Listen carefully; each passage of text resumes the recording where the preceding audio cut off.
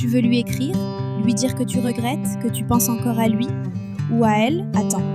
Regarde cette vidéo avant de faire quelque chose que tu pourrais regretter pendant des mois. Parce que ce message que tu es sur le point d'envoyer, il ne va pas résoudre la douleur, il risque même de l'aggraver. Aujourd'hui, on va voir ensemble pourquoi ton envie de recontacter ton ex n'est pas ce que tu crois et comment tourner cette douleur en force. Demande-toi sincèrement, qu'est-ce que tu attends de ce message ? Tu espères qu'il ou elle te réponde avec douceur, qu'il ou elle te dise « moi aussi tu me mens ». Tu espères relancer la magie, réparer ce qui a été brisé. Mais souvent, ce qu'on cherche, ce n'est pas vraiment la personne. C'est ce qu'elle représentait. La sécurité, la validation, la certitude qu'on mérite d'être aimé. Et en vérité, ce besoin profond, il ne sera jamais comblé par une autre personne. Parce que tant que tu cherches à l'extérieur ce que tu refuses de construire à l'intérieur, tu souffriras. Soyons honnêtes, 80% du temps, voici ce qui se passe. Tu envoies ce message, tu te sens vulnérable, exposé. Il ou elle répond, peut-être, mais souvent c'est froid, distant. Et là, tu ressens un vide encore plus fort, parce qu'au fond, ce que tu voulais, ce n'était pas juste une réponse. C'était une réparation émotionnelle, une validation. Mais ton ex n'est plus en position de te l'offrir. Tu rouvres une plaie. Et parfois, tu retombes dans une dynamique toxique. Recontacter son ex, c'est comme toucher une flamme en espérant qu'elle ait cessé de brûler. Ce que tu ressens maintenant, c'est un manque, un trou béant. Mais ce manque, ce n'est pas ton ex. C'est une part de toi que tu as oubliée. Tu as projeté ton bonheur, ta valeur, ta stabilité sur une seule personne. Et quand elle est partie, tu as eu l'impression de tout perdre. Mais tu n'as rien perdu qui t'appartenait vraiment.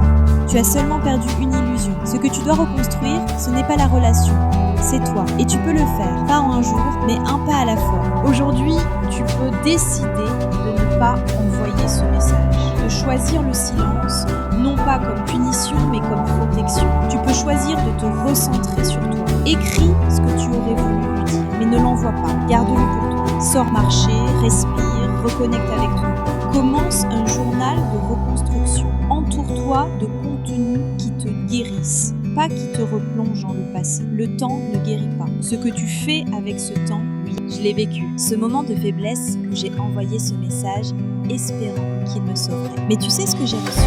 Du silence, ou pire, une réponse distante. Et j'ai compris que la paix que je cherchais ne viendrait pas de moi, elle viendrait de moi. C'est à ce moment-là que j'ai commencé à reconstruire. Vraiment, pas à cause d'un message, mais parce que j'avais arrêté d'attendre que quelqu'un me sauve. Il y a un lien dans la description pour t'aider à sortir de ce tunnel. Il regroupe tous les outils concrets pour reprendre confiance. Ce n'est pas un PDF motivant, c'est un plan de reconstruction. Si tu veux aller plus loin, tu trouveras aussi les formations et ressources que j'ai testées moi-même. Avant de recontacter ton ex, pose-toi une seule question. Est-ce que cette action vient de l'amour ou de la peur ?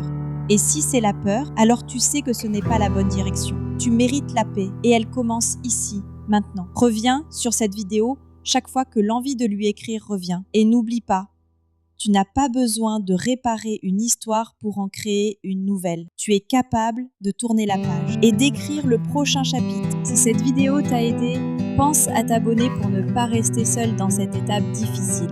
Ensemble, on avance vers la guérison, un jour à la fois. Laisse un like, partage à quelqu'un qui en a besoin et surtout, prends soin de toi. À plus pour une prochaine vidéo.